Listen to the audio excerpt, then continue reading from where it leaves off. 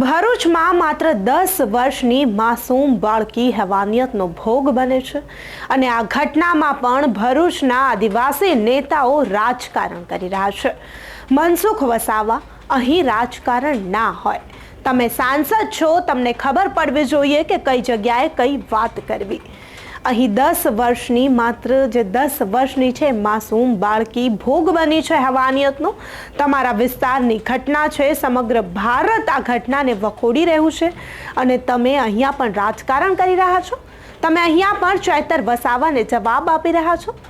તમારે જવાબ આપવો જ હોય તો પછી પણ આપી શકો છો, કારણ કે વર્ષના 365 દિવસ તમે રાજનીતિ જ કરો છો। પહેલા તો મનસુખ વસાવાને સાંભળી લઈએ કે આ ઘટનામાં પણ રાજનીતિ જોતા તેઓ ચૈતર વસાવાને જવાબ આપતા શું કહી રહ્યા છે।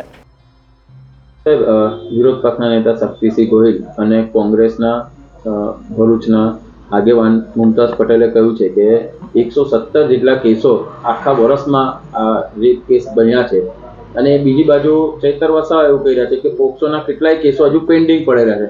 આ કેસમાં કેવી રીતે કાર્યવાહી આગળ વધશે? જો માનનીય વિરોધ પક્ષના નેતા શક્તિસિંહ ગોહિલ ખૂબ જાગૃત બુદ્ધિશાળી નેતા છે, પરંતુ એ વિરોધ પક્ષમાં એટલી વિરોધ પક્ષની જે વાત કરવાના છે, કોંગ્રેસના શાસનમાં ભૂતકાળમાં કેવી કેવી ઘટનાઓ ઘટી છે, કઈ પ્રકારના ગુના બનતા હતા, અસામાજિક તત્વો બેફામ બની ગયા હતા, એવું ભાજપના શાસનમાં નથી। ભાજપના શાસનમાં કાયદોનો વ્યવસ્થા ખૂબ મજબૂત છે, ગમે તેવા ગુનેગારો છટકી શકતા નથી।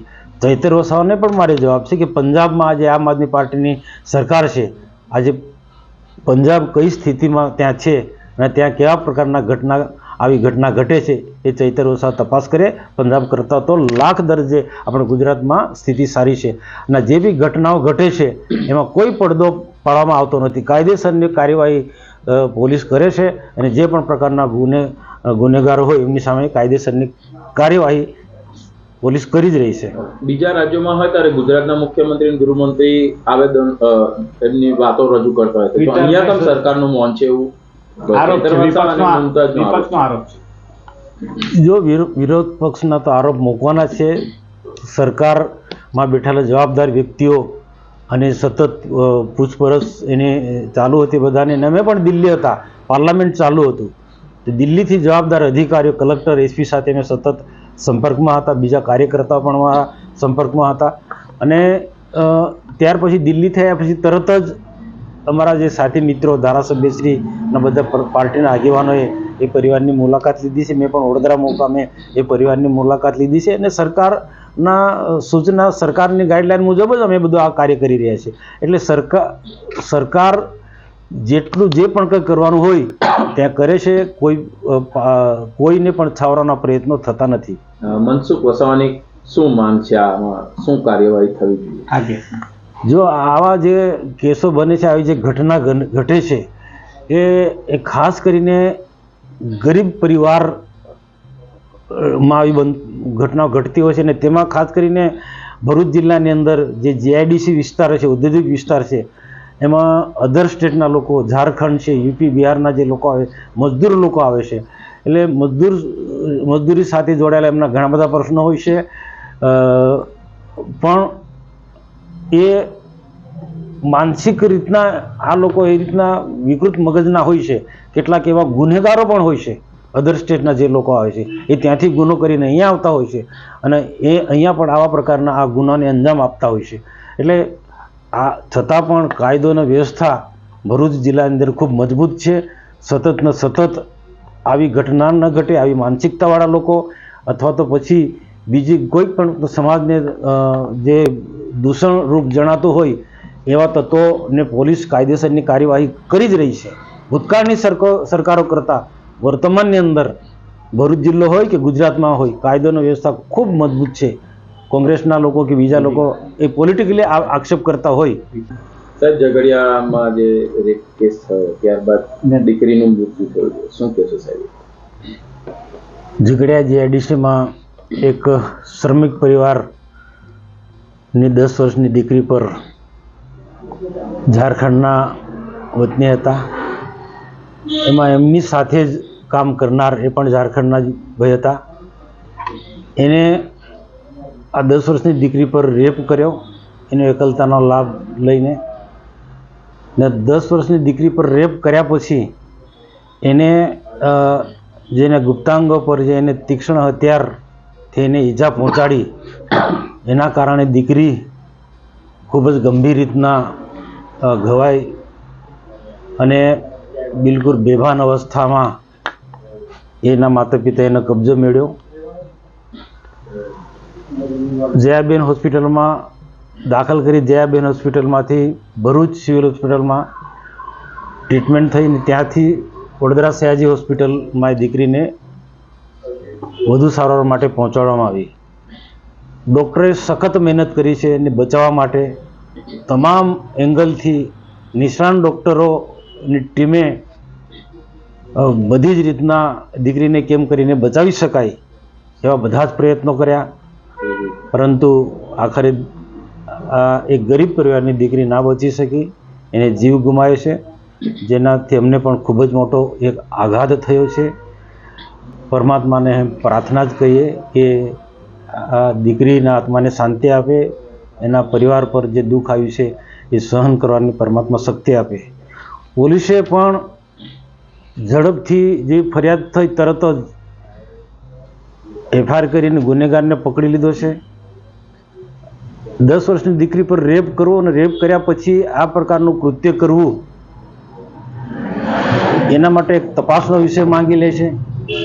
માનસિક વિકૃતિનો માણસ છે કે કોણ છે, એના માટે પણ તપાસ કરવું જરૂરી છે, જેથી કરીને ભવિષ્યમાં આવા ગુના કેમ કરીને પોલીસ રોકી શકે. એ એંગલથી એસઆઈટીની પણ રચના કરી છે. 2 થી 3 ડીવાયએસપી, પીઆઈ અને આખી ટીમ એની તપાસ કરી રહી છે. એને સખતમાં સખત સજા થાય એ રીતના અમે તો રિક્વેસ્ટ કરી છે પોલીસને પણ. અને ત્યાં સુધી મેં તો કીધું કે જે પ્રકારની જે ઘટના ઘટી છે, તો એ દુષ્કર્મ જે કર્યું છે તો એને કડકમાં કડક સજા કરતાં પણ ફાંસીની સજા આપવી જોઈએ, એ રીતના મેં તો માંગણી કરી છે કે જેથી કરીને આવા ભવિષ્યમાં આવા દુષ્કર્મીઓ આમાં આવી રીતના નિર્દોષ દીકરીઓ પર રેપ ના કરે. તો ખરેખર આ દુઃખદ ઘટના છે અને અમે આખા પરિવારજનોની પણ ત્યાં બીજી મુલાકાત લીધી હતી હોસ્પિટલમાં જઈ, અને શક્ય એટલું અમે સાંત્વના આપવાના પ્રયત્ન કર્યા. આમ તો આ વાત હું બધા જ નેતાઓને કહેવા માંગીશ, જે નેતાઓ બંગાળના દુષ્કર્મ પર કેન્ડલ માર્ચ લઈ મેદાને આવ્યા હતા. આ જ ભારતીય જનતા પાર્ટીના નેતાઓએ મમતા બેનર્જીનું રાજીનામું માંગ્યું હતું. આ જ હતા ભારતીય જનતા પાર્ટીના એ નેતાઓ જે બંગાળની દુષ્કર્મની ઘટનાને વખોડી રહ્યા હતા. હવે એ નેતાઓને હું કહેવા માંગુ છું, ક્યાં છો તમે બધા? નીકળો તમારા ઘરની બહાર, કાઢો કેન્ડલ માર્ચ. આમ તો તમારે કેન્ડલ માર્ચ ના કાઢવી જોઈએ, પરંતુ તમે એની ન્યાય માટે અત્યારે ગુજરાતમાં ઘટના બની છે, તો આ તો 10 વર્ષની માસૂમ બાળકી છે, તેના ન્યાય માટે કેન્ડલ માર્ચ ના કાઢો, આપણા મુખ્યમંત્રીનું રાજીનામું ના માંગો, પરંતુ તમે કંઈક બોલો તો ખરા, તમારી નિવેદનબાજી કરો તો ખરા. ગુજરાતની જનતાને જોવું છે કે તમે ગુજરાતની દુષ્કર્મની ઘટના પર કેટલું બોલો છો.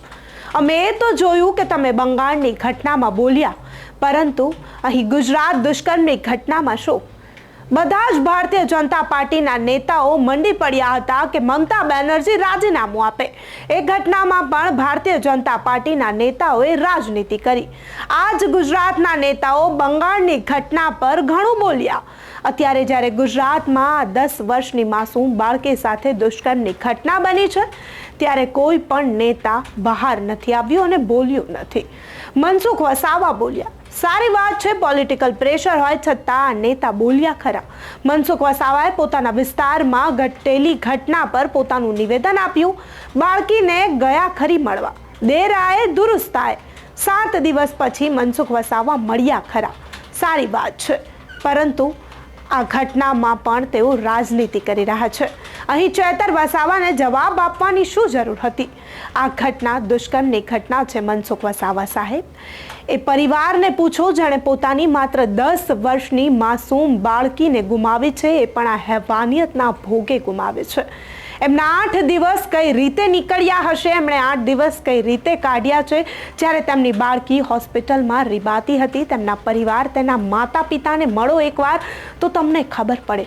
આ ઘટનામાં થોડુંક સંવેદનશીલ તમારું જે છે વ્યક્તિત્વ રાખો. તમે એ પરિવારને મળીને સાંત્વના પાઠવો, તેમના પરિવારના હાલચાલ પૂછો, કંઈક સહાય આપો. તમે સાંસદ છો, તમે આ રીતે ચૈતર વસાવાને જવાબ પછી આપજો.